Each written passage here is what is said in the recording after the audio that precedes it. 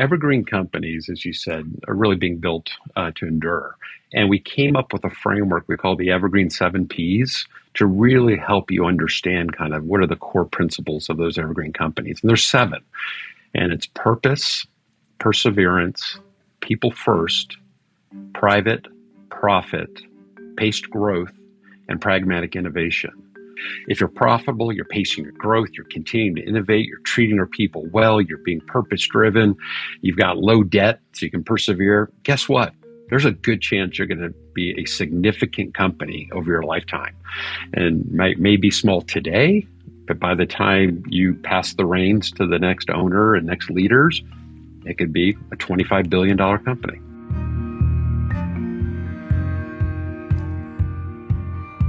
Hello, everybody. I'm Guy Kawasaki. This is the Remarkable People podcast, and we go all over the world finding remarkable people to inform and inspire you. And we found the remarkable person in Sun Valley, Idaho. His name is Dave Whorton, and he started his career at a great company, Hewlett Packard. I love Hewlett Packard. Their calculator changed my life.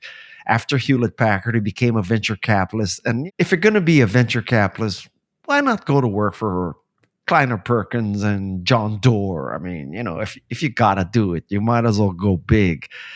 And I got to say that he had a very interesting kind of epiphany about the way venture capital was working and, grow fast, grow big, or die, go public and all that. So he kind of reversed himself and he started creating what he calls evergreen companies. And he had an institute called the Tugboat Institute, as opposed to the Bentley Institute or the S-Class Institute or the G-Class Institute. And these are companies that strive for profitability and purpose-driven and to endure generations. And he wrote a whole book about this called Another Way, in which he shares stories, good and bad, and the principles of building evergreen companies. So welcome to the show, Dave Whorton. Hey, thanks, Guy. I appreciate being here. Oh, I appreciate you taking the time. So let's just dive in and just tell us, let's say we start the clock with the IPO of Netscape. So what did that IPO mean? What did it change in Silicon Valley? Yeah, you picked a really important event because in my mind, that is what really changed Silicon Valley. So Netscape went public in 1995. It had been incorporated 18 months earlier with the web browser and the web server, which you may remember well from those times. It was a very early pioneer in the internet world. And John Doerr was the investor in that company through Kleiner Perkins. The day it went public, its price rose dramatically. It closed the day at about $3 billion. And I call this a shot heard around the world as far as for investors, because this has never been done before in history. In such a short amount of time, so much stock value creation. And suddenly it really started putting in question the entire model of taking companies public. Because prior to that, you had to have 8 quarters of profitability, you had visibility in 4 quarters going forward, a strong management team, a good board of directors, a really stable foundation for the business. And suddenly this one had just been cobbled together extremely quickly, but had become really valuable. And this is when John started talking about the greatest wealth creation in the world will happen with this rise of the internet, which today has been proven to be true. But at the time, it was kind of the wild, wild west. And so people were off to stake their claim in the internet, and they weren't going to use the old model. They get the profitability early to grow at a sustained level, to have increasing profits over time. It was, let's just get big fast. Let's stake out the claim and we'll become valuable like Netscape or more valuable. And so the model shifted quickly. All of the venture capitalists started adopting this. And pretty soon it was about raising more capital, hiring more people, getting a world-class CEO in the top seat, hiring senior executives, staffing out teams quickly, and going for it. And if it worked, you might be tremendously wealthy as a founder, a venture capitalist, or senior team member, or you just go away and go do something else. And so that really became the model. But what was interesting is then we had the dot-com crash, and I thought for a moment they would probably revert back to the old model, the model I originally learned at Kleiner Perkins when I joined there in 1997. So people were still practicing some of the old model. It didn't. And then it started, the get big fast got stronger in 07, 08. We had the Great Recession, so it slowed down again. Then it roared back. with growth at all cost. And that was really driven by the low interest rate environment the Fed put on us. They drove interest rates basically to zero. So you can no longer invest in fixed income if you're an institutional investor. So what do you need to do? You need to invest further out on the risk curve to get the yield targets you're going after. And that meant venture capital and other alternative assets. So a tremendous amount of capital flowed into the venture capital industry with an understanding there would be a power law dynamic, which we see very much today in these venture portfolios. We're trying to get big fast or grow at all cost. And that is one or two companies will drive the total returns of the fund. You might invest in 50 or maybe 100, but one or two are going to do it. And they're going to be the next Google or Amazon or Facebook, you name it. And that will make up for all of the losses many times over. So in a portfolio of 100 companies, you might lose 50 to 60 of them. You might have a modest return on another 20 or 30. You might have some that do 5 to 10x. And then you need that one that does 100 or 200, or if you're really lucky, 1,000x of the original investment. And so that really became the model. And it was a very different model. It's a very high risk, high return type of model. And then what we started seeing, I think, over time was that the amount of capital that came in was just, if you look at it historically, almost unfathomable. So in the first 40 years of venture capital, $25 billion was raised and deployed. That included Amazon and Google in that $25 billion.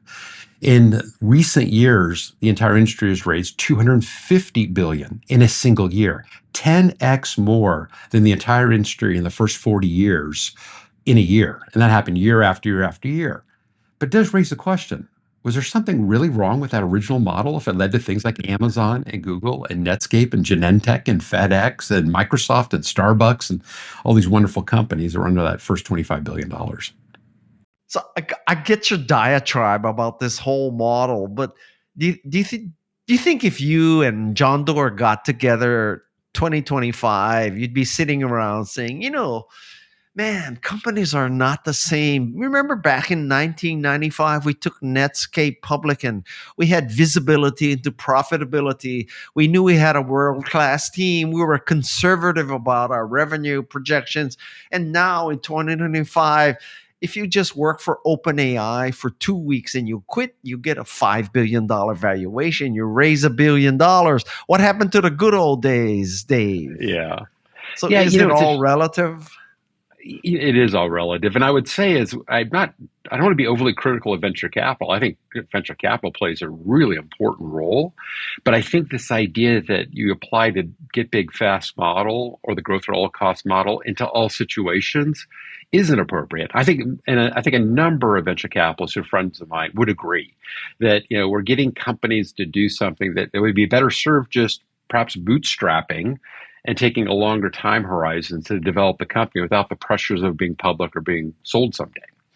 So I think it's just that it was too much application of a model too broadly. Well, if I would make the case from 1995 and you fast forward to 2025, if anything, it's worse today. So especially with AI is making the internet look like just like a local television program, and now we're in the big top, and now everything's going crazy. So what are the downsides of this crazy model? Well, I think the downsides are if people get pulled into the model with businesses that really can't meet those expectations, reasonably can't meet them, the companies will fail. It's all of that time and energy spent, and it can be incredibly hard on the founding team and the executives to try to make it work for the model. Whereas that business might have been a beautiful, independent, smaller, profitable, purpose-driven business if it hadn't taken that path. And I think one of the challenges that we have today as founders, we're told that is the path. That if you're going to build something of significance, you have to raise angel capital that leads you to venture capital, that leads you eventually to an IPO if you're really lucky, and if not so much, hopefully a sale into a firm in which will continue developing your business. Whereas what I'd love for founders to hear is, hey, look, think about this business. What could it be over time? And would it make sense to instead think about being an evergreen company that you might run for the rest of your career, someday hand to your employees and your children who continue to grow and sustain this over time? Or you could consider the venture capital path. But that's the high risk power law path where 1 out of 2 are really going to move the needle. 10 out of 100 are going to be of some significance, and the rest are really not going to matter and go away. So just to know that, to be aware, there's more than one way of doing it, this other way. And okay, so there's, let me just push back on that. So why would an investor invest in an evergreen company when, that company's not going to go public, not in the short term? It might not be acquired in the short term. So, like, how many venture capitalists and professional investors are sitting around saying, "Oh, if only I could build a company that would last 100 years." And the flip side of that is also for the employees. So how do you take someone who's getting recruiting letters? Mark Zuckerberg says we pay interns 10 million a year. And how are you going to get top talent when you're saying, "Oh, we're building a company to be evergreen"? Well, so you raised two really, really good points, Guy. And this is funny because when I was in my early learning journey around Evergreen, these are ones I had to explore myself. So I think I have a reasonable answer to these. So first, on the investor side, there are not investors out there that want to invest in Evergreen companies. So you're really taking a bootstrapping path, and perhaps friends and family. Maybe you have an uncle, parents, friends who put some capital in, but you have to really lean on the old principle that we had before Netscape, which is get to profit early, get to profitable growth early, and then grow from there. And that was what we did when capital was scarce. So capital is scarce for evergreen companies today. That's the truth. I went out and met with a lot of family offices where I've talked to them, and when you get, they like the idea conceptually, but they say, well, at the end of the day, we do need to see an exit too. I think this will change over time. I think there will be sources of permanent capital where this makes sense. But today, if you're a founder and you're going on this path, you're basically going alone with friends and family. And then with the friends and family, you have to be really clear with them. Look, I'm not selling this. I'm not going public. But guess what? If I actually achieve my vision for this, I'll generate quite a bit of cash, and your dividends could be very attractive. I know companies that issue dividends that are 2 to 3 times the original investment every single year. So your returns can be off the charts over long periods of time. So in your book, you discuss this. I have never seen this particular company used as an example in any book about venture capital or entrepreneurship or innovation. And the company's name is See's Candies. I can't tell you that. Oh, all my friends are saying, "God, if I could only start See's Candies." So Right. tell us how See's Candies has defied all of this Silicon Valley craziness. Yeah, well, See's goes back a long way from its origins in California. And as you may know, Warren Buffett approached them to purchase them. And I think at the time they were doing something in 10 or about 20, mid 20s in revenue. And I think he felt that a fair deal would be about $20 million. The family wanted $30 million, and they were at an impasse, and Warren was ready to walk away. But this is kind of the famous moment in the history of Berkshire Hathaway where Charlie Munger said, "I think you're making a mistake. I think this is a very high quality business at a fair price. And I'd rather have a very high quality business at a fair price than a fair company at a high quality price or a low price." And so Warren ended up taking that guidance. I think they did the deal at $25 million. He purchased the firm. They've never had to put additional capital into the firm, 100% owned by Berkshire. And it's argued that it's distributed something like $4 billion of excess cash back to Warren to reinvest in other wonderful companies. And so if the See's family themselves were able to govern the firm as Warren had, maybe they couldn't have done it. That would have been their family's rewards. $4 billion in excess cash while continuing to grow, while still doing hundreds of billions in revenue, having a great brand, great products, great workforce. So it's a really special company. And it took Warren, and to your other question, he's a form of permanent capital to basically say, "I'm going to own this underneath our umbrella, let them operate autonomously. I do want their excess cash, but outside of that, they can do what they want to do." And that's what they've done. But, okay, so the second question is not that this situation is realistic, but if I am a potential manager and I say, "Okay, I got this offer from OpenAI to manage something at OpenAI. I got this offer from See's Candies. How are you going to get the guy or gal to go to See's Candies instead of OpenAI?" So I think that that's a great challenge, and I think that'd be a very difficult one to overcome. Because if you're in your early 20s, or being offered $1 million base salary, that's excessive compensation by any measure, but that's what's being paid. I think you're going to have a very difficult time competing for that individual. But let's say that you're See's Candy, you're going into a new region, and you are trying to recruit somebody that's been working at Burger King under multiple private equity owners. I think you would have a very easy time recruiting that person, because you say it's owned by a patient capital investor. We grow at a pace level. We pay way more in base salary than Burger King did. We'll pay you much higher bonuses than you got. If you're wise, you'll buy some of the Berkshire stock yourself of the parent company that owns us, and you can have an incredible career here. And that's why people go to In-N-Out over McDonald's. Same thing. They can make twice the base compensation plus bonuses on top of that. So if you think about the pool of individuals you're competing with, See's and Burger King and See's and In-N-Out and Chick-fil-A and Panda Express are not competing with people going to OpenAI. They're competing with people that go to these other concepts. And by far, all of those evergreen companies I just cited, they can win that recruiting battle any day. Quality of the job, purpose of the firm, compensation, culture, all of those things. Well, part of the problem is that I live so long in the bubble that everything, my approach to everything is through this high-tech filter. And, And me too. Me too.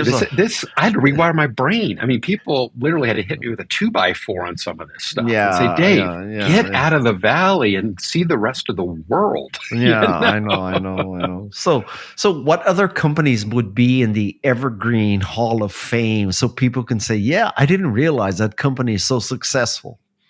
Enterprise Rental Car would be an example. That's a wonderful evergreen company. I've become very close to Andy Taylor. We took all of our CEOs down there for a 2-day visit, deep dive on the company, and I was just blown away.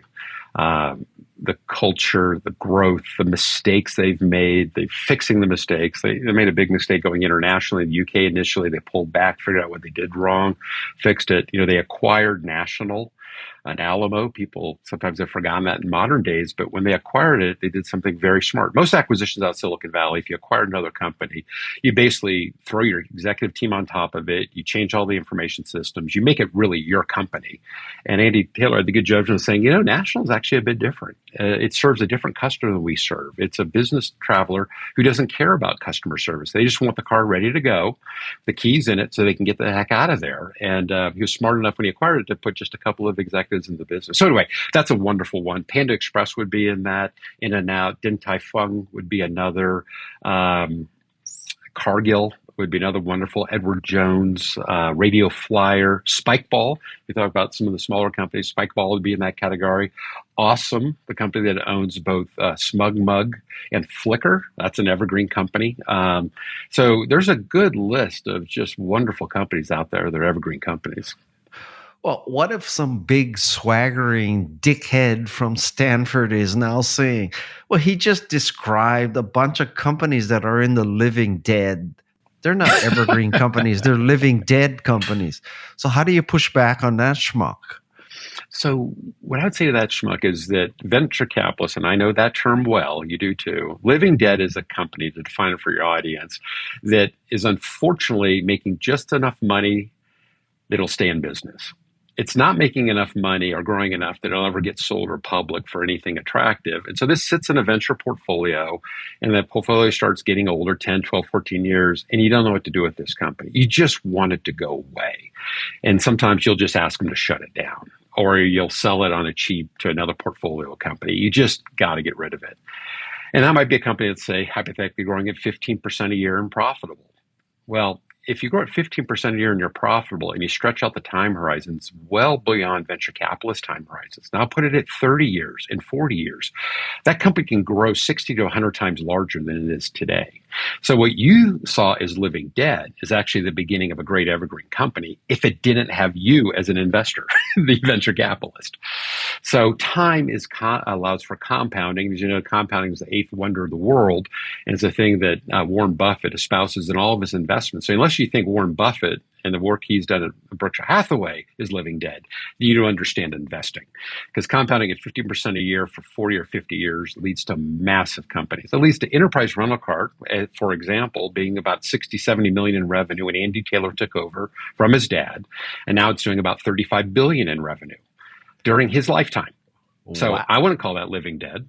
No. I mean, I And wouldn't say that about Edward Jones. That in yeah, 1960 yeah. it was 10 partners, and today it's 55,000 employees Well, doing over 10 billion in revenue.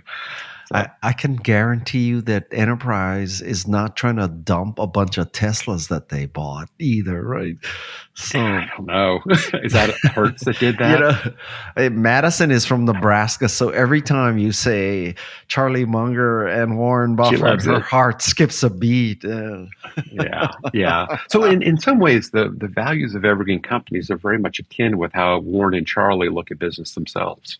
They're not looking for things that grow at 100% a year, and they do realize that they made some mistakes. They should have invested in Amazon. They should have invested in Google. They knew that. They knew it because of the personal relationship with Jeff, and they also knew it because Google was getting a lot of business, Geico was spending a lot of money on advertising on Google. So they knew Google was a great company. On the other hand, it hasn't hurt their performance at all investing in a ton of evergreen-like companies. That's done extremely well for them. I bet a lot of people are confused and they're thinking, so I love that maybe. they're confused. so, I so, was confused. so can you imagine anybody, or should anybody pitch an evergreen concept to Kleiner Perkins or Sequoia or Andreessen Horowitz? Should they just stay out of that madness on Sand Hill Road? I don't think they'll take the meeting, because if you say that I'm not intending on going public or being sold, and I'm not planning on growing at hyper growth rates, just at a pace level year after year, it doesn't meet their expectations to achieve a return based on the power law. That those companies, by definition, will not fall into those very few that will have power law dynamics, because it's happening too slowly. Now, they could do that over a 30 or 40-year period, but that's way outside the time frame in which these firms operate. So no, I wouldn't recommend that. I mean, what you really have to do as a founder of this kind of company, you got to be really thoughtful about your business model up front. You got to figure out, how do I design a business model that's not cash absorptive? It's low capex, high cash flow. And so you're not buying assets. You're not doing a bunch of capex. You want to be Airbnb, not Marriott. I mean, you want a business model that leverages very few physical assets, because that is what ends up absorbing a lot of cash. Inventory also absorbs a lot of cash. You got to be a little careful about your business model. So you'll see early evergreen companies are like D2C e-commerce companies with products. They'll actually just do D2C only. They won't go through distribution because they can't build the inventories required for traditional distribution. So they'll start D2C, and then as they get scale and generate cash flow, then they'll go into things that have distribution networks. I guess the idea of being asset light is the point I'm trying to Okay. that's very helpful. You can become more asset intensive over time, but in the beginning, as a founder, you have to be really thoughtful about how you get to early cash flow, or you maintain your current job until that business is as like a side project generates. Like Spikeball is a good example of that. Chris Reuter kept working in his consulting firm until he was selling enough Spikeball sets. His wife finally tapped him on the shoulder and said, "Honey, you don't need to keep working. Let's just go with Spikeball." And that was a wise decision by both of them. Okay, now I'm going to ask you to back up a few minutes, because I want you to define the Evergreen Performance Incentive Program, which is the name of the program to incentivize employees in an evergreen company. Yeah, you did ask this question before, which I really appreciate. And frankly, to give credit to a friend of mine, Pat O'Day, who at the time was the CEO of Pete's Coffee, he asked a similar question. He said, "How will firms compete for talent if they don't have stock options?" And you can't offer them because you're not going public or being sold. And so that, I thought, was maybe a fatal flaw of this idea. I ended up talking to a guy named James Kim at the time at FW Cook, and I posed the question to him. He was a compensation consultant. He said, "Dave, interestingly enough, multi-generational family businesses solved this problem years ago because they don't go public and they're not sold. And they create something which we ended up adapting as you called correctly, the EPIP, which is the Evergreen Performance Incentive Plan. And the idea is to share in an uncapped bonus program with key members of the team. It could be all employees, but at least key members of the team in the upside of the business. And the idea being is you measure economic profit, and that's your profit, let's say your EBIT, less your cost of capital. And so you're actually bringing into consideration cost of capital, and then what is created above that economic profit, you share an uncapped amount of that forever. It could be 15%, 20%, 25%. And then in any one year, you just measure the amount of economic profit. You take, let's say, 20% of it, you put it in a bonus bank, and you pay it out over a 3-year period. So you take 3 years of incentive compensation for the individual. So they start seeing this bow wave of, if you're increasing economic profit, the bonus pool is getting bigger, the payouts are getting bigger. In a really well-executed evergreen company, often the payouts on that EPIP end up being as much as the base salary itself. And so this becomes a very competitive compensation. And then on top of that, there are some evergreen companies that allow employees to own shares in the company with an internal marketplace. So you buy in under some formula and you sell back under some formula. And usually, and wisely, it should be the same formula. But let's say you buy in at 5 times cash flow. You buy the shares priced at 5 times cash flow. And then 20 years later, you sell them back to the company at 5 times cash flow. And if you've developed a lot of additional cash flow during that period, let's say 10 times more cash flow, then the value of the underlying stock is 10 times more. And so let's say they bought $500,000 of stock, then they're selling out and getting $5 million. But very predictably, because an evergreen company, these have very high durations relative to venture capital-backed companies. And so the fact they're profitable and growing and maintaining that profitability through good and bad times is a really important part of making sure that underlying business is still there, but also this promise of both payouts under the EPIP as well as in the shares you might own directly could be fairly significant. So we see very often people retiring from these evergreen companies very comfortably. And then there's another model, which I was not familiar with until I got into this, and that's the ESOP model. And so you have companies that are everything from 5% owned by employees to an ESOP structure, which is governed by the Department of Labor, up to 100% owned ESOP. For the 100% owned ESOP, the selling founder gets no taxes on the sale of the company to the employees. Doesn't pay any taxes at all if it's 100%. So it's a very beneficial thing for the founder who's selling it to the employees. Then the employees accrue value within the company through this ESOP program such that when they retire, they get a piece of the company paid back to them. And we have one company in our group called Torch Technologies down in Huntsville, Alabama. They have over 300 people that are multimillionaires underneath their ESOP. And some of the ones that have been there the longest, I think it's up to about $10 million of value. So there's a tremendous value to be shared with employees of evergreen companies. It just doesn't happen in a single moment of time through a sale or a public offering. It's done over years and years and years. I think part of the core problem here is that, business writers like me, as well as journalists, all we ever cover is the tech companies. I mean, as I said, nobody ever writes a book the C's way or the enterprise way, or,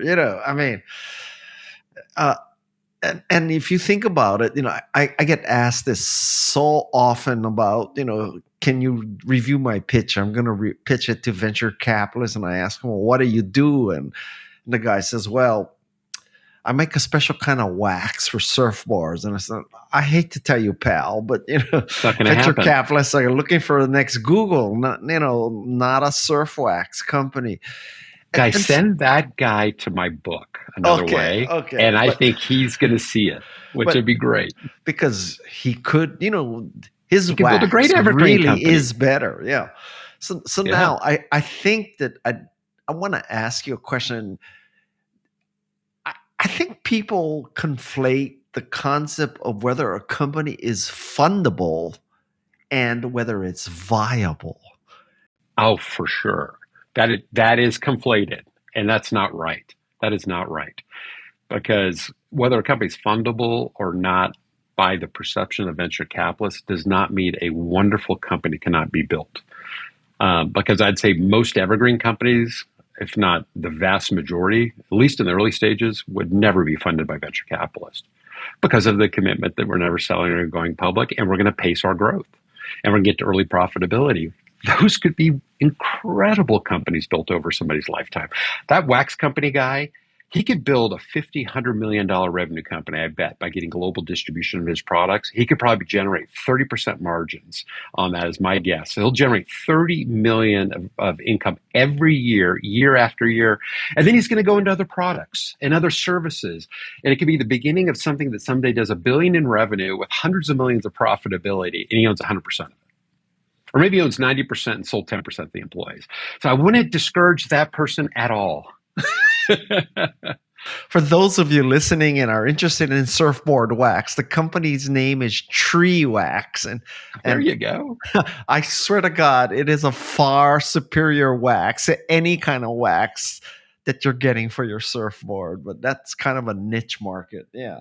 Yeah, but these niches, when you look at it on a global level, are not as niche as you think. And that's another really cool thing about evergreen companies. It's something that maybe in one small company would be too small. But if they take that single product, they clearly understand who that single customers are trying to serve, like you, with wax, and go global, they can build something quite significant. Okay, so I'm going to ask you a question I guarantee you no one has ever asked you before, which is this.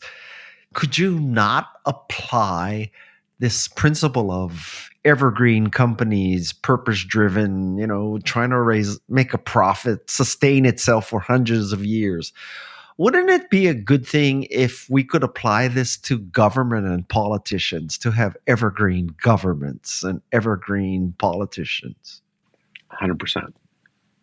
And what's holding us back? That every politician maximum has a 4-year time horizon, right? And 435 people in Congress have 2-year time frames. Right, which really is less than 2 years because they have to start fundraising for the next cycle probably within months of winning the current one. So yeah, I don't have an answer because you're right. I've never been asked that question. A similar question I have been asked and I've thought about is nonprofits. Could a nonprofit be very evergreen-like? And absolutely, particularly if the nonprofit develops a product or service that actually makes it self-sustaining without having to raise money every year. I mean, the challenge of nonprofits, as you know, is you're always got your hand out trying to raise more money to stay in business for the following year.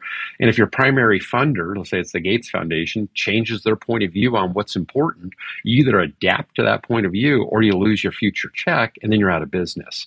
So the really cool nonprofits are ones that have actually found a way to sell a product or service. So while they're a nonprofit and they can't distribute profits or owners, they can sustain themselves. And so the thing I encourage nonprofits, leaders to think about is, can you come up with a model of what you can get away from having to raise capital every year? And an example of that is our community library here in Sun Valley, Idaho. The women who founded that about 40 years ago were smart enough to create a secondhand store called the Gold Mine. That gold mine underwrites a good chunk of their annual budget just by having people drop stuff off, sell it to other people, and then all the proceeds go to support this community library, which requires no state or federal or city funding. It's completely independent. I know people at the highest levels of Signal and Wikipedia and NPR, and I keep telling them, you have got to get out of this model of always having your hand out. And arguably, if you're NPR and you didn't have your hand out right now, you could tell Donald Trump to go stick it, right? And that's true. You could do as you wish. That's very true. And so I think that's a really good encouragement, Guy. Whether they can do it or not, they should do a strategy offsite retreat for a few days with some really smart minds like yours and say, let's just brainstorm a completely different model. Let's not get carried away. Have you heard about this Cloudflare idea that the content hosted on Cloudflare, that they can charge AI models to scrape the content they're hosting and then pay that revenue back to the content creator? I think I would do that in a second if I were NPR. Oh, interesting. Yeah.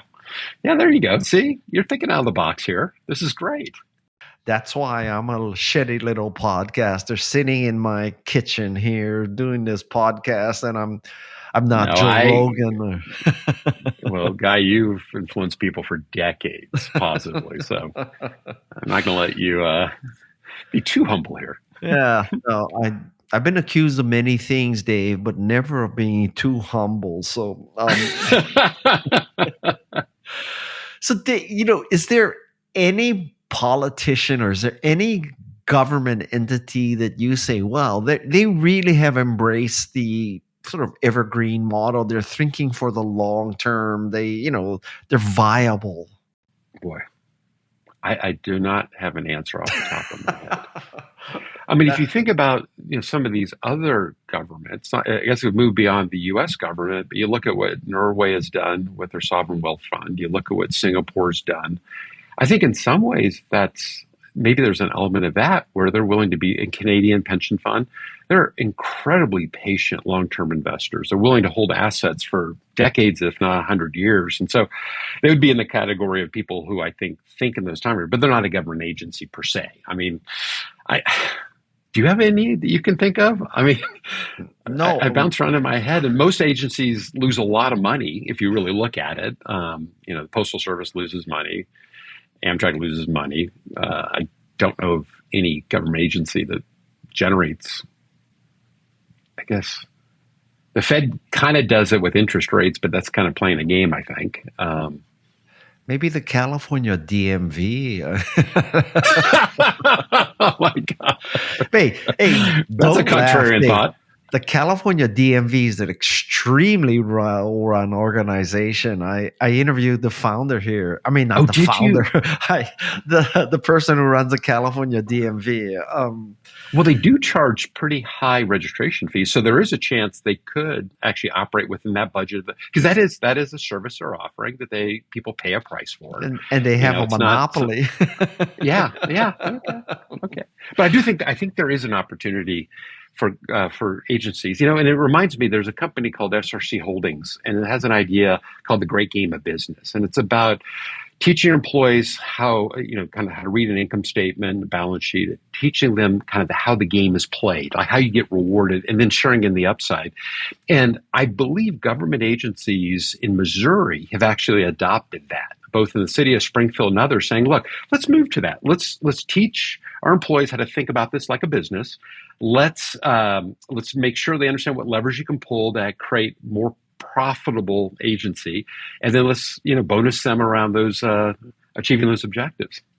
But you know what? I mean, I used to really love the concept of let's run government like a business until the last 2 or 3 years, because now, quote unquote, Doge is running the U.S. government as a business, and it's not clear to me that by shutting the Department of Education or, just ripping up NIH or taking away all the vaccine studies and okay, they're running it as a business, but it's not clear to me that they're doing best for society here.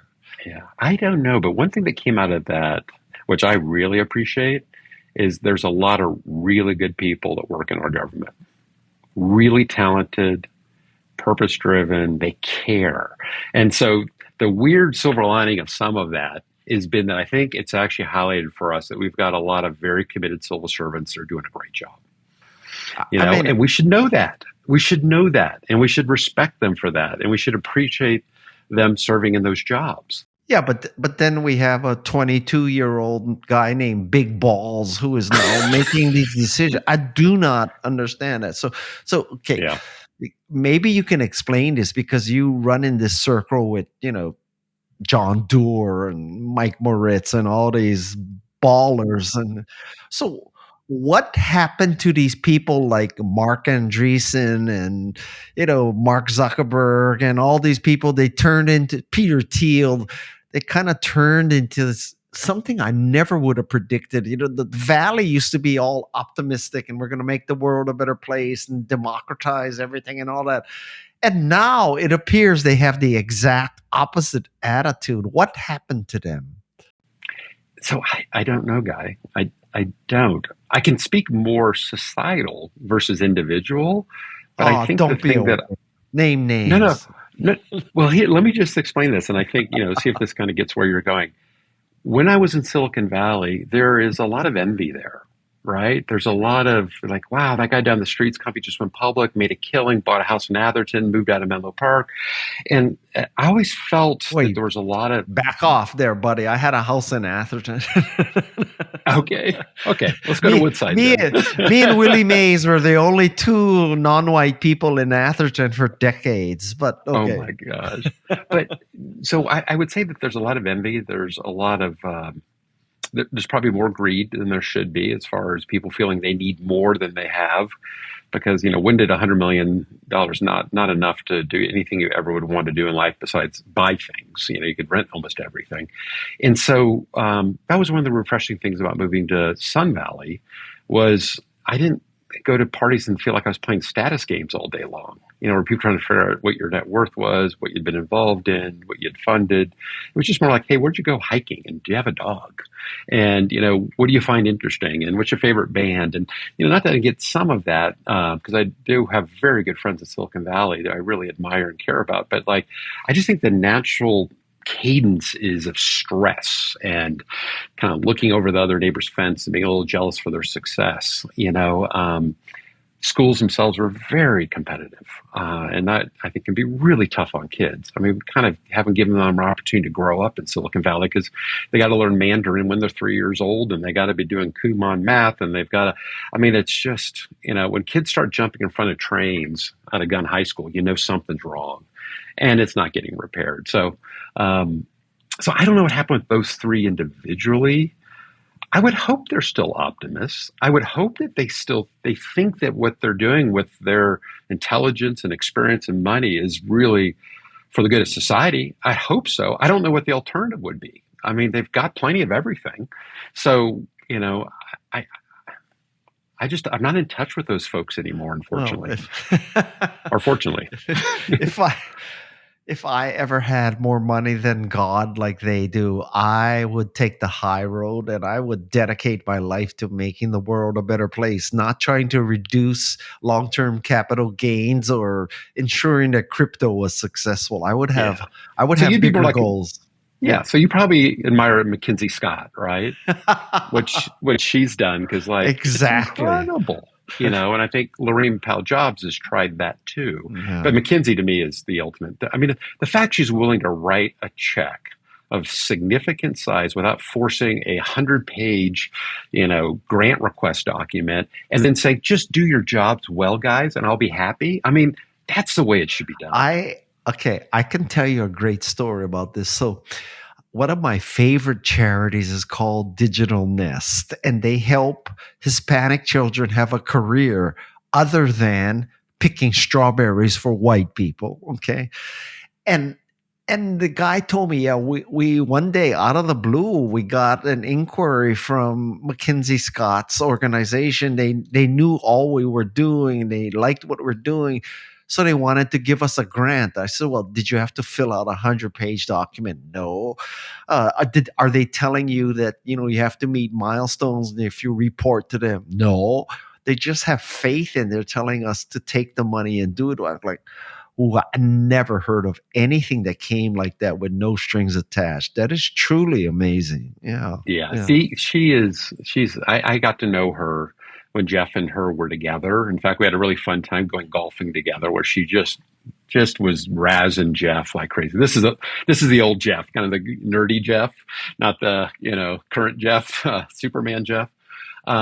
And she's just, she's an author, she's a mother, she's very grounded, but given the gift of these tremendous financial resources, I think she's doing it right. And I think, and you sparked the idea from kind of how you position it, but Guy, that's the way I'd like to do it. It's the way you'd like to do it. So I wish you the best and hope you have have the opportunity. So now the next question is, based on all these people that you know who are very wealthy and successful, what do you believe is the coefficient of correlation between wealth and intelligence?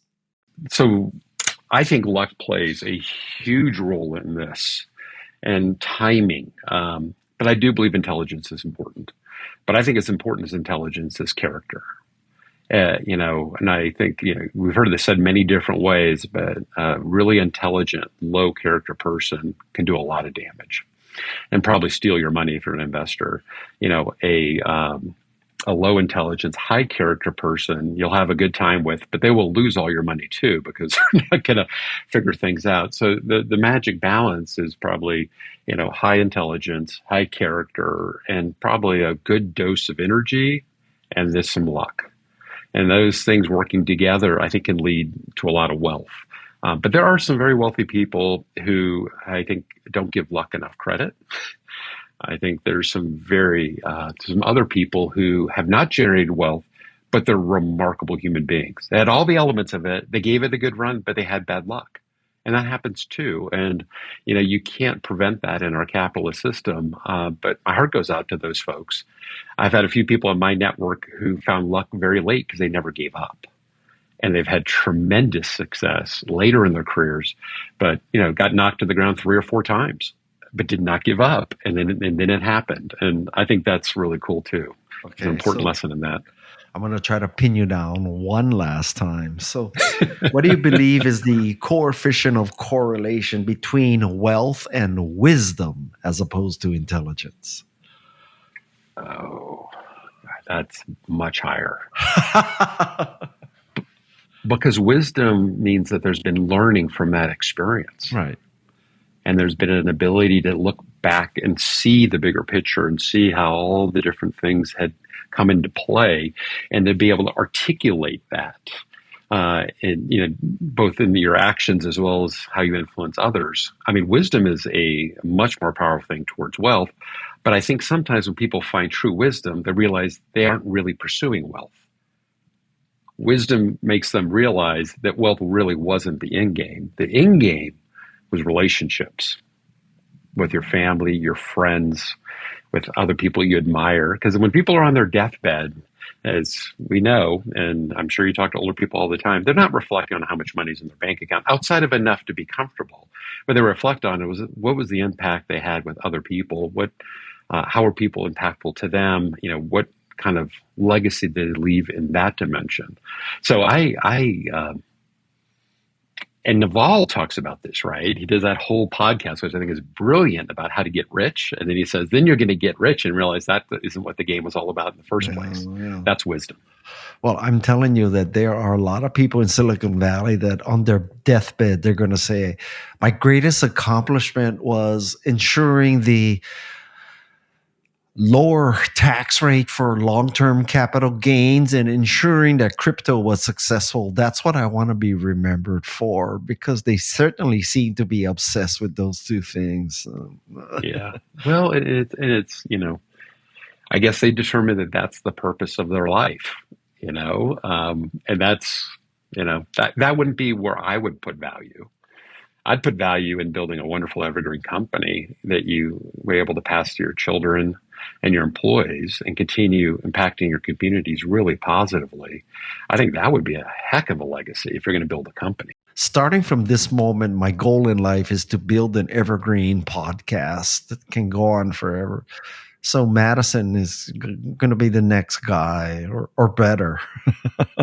All right. So my last comment or question is, I just want you to review the concept of an evergreen company. So if people have listened to this far in the podcast and have heard this term over and over, I want you to explain the evergreen concept and also give a plug for your book, because your book does an extremely good job explaining this. Oh, thank you, Guy. Well, that's the plug right there. I mean, so evergreen companies, as you said, are really being built to endure. And we came up with a framework we call the Evergreen 7 Ps to really help you understand kind of what are the core principles of those evergreen companies. And there's 7. And it's purpose, perseverance, people first, private, profit, paced growth, and pragmatic innovation. And the idea being is you want to mature your company on all 7 of those dimensions over time. as well as understand it's a system. There are trade-offs between those P's that you have to make a decision as the owner and CEO at different parts. You may go for lower profits for a period of time to make more investments in long-term products and services, or you may do lower profits in a period of time to be more generous with your employees during a difficult economic period. But knowing over long periods of time, 10, 20, 30, 40, if you're profitable, you're pacing your growth, you're continuing to innovate, you're treating your people well, you're being purpose-driven, you've got low debt so you can persevere, guess what?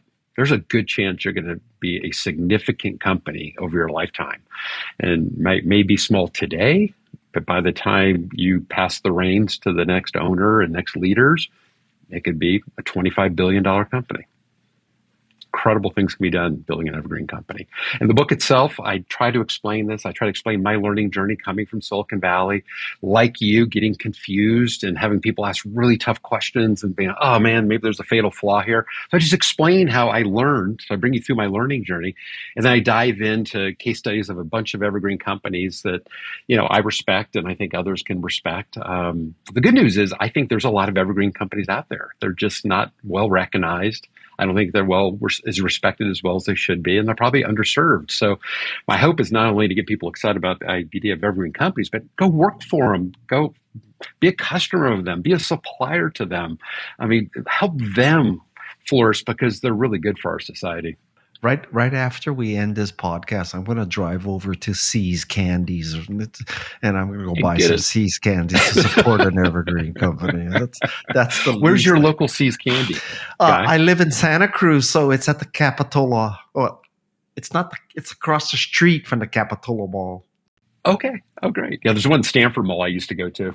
One plug for the C's Candies. We're all going to go make C's Candies. Your wax friend. My wax friend. I'll make a plug for all evergreen companies. Please support them. All right. And please buy the book.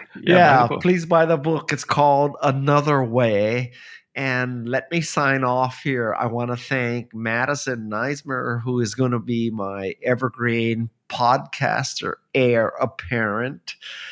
Tessa Neismer, who does our research. Jeff C. is the co-producer, probably also part of the Evergreen podcast.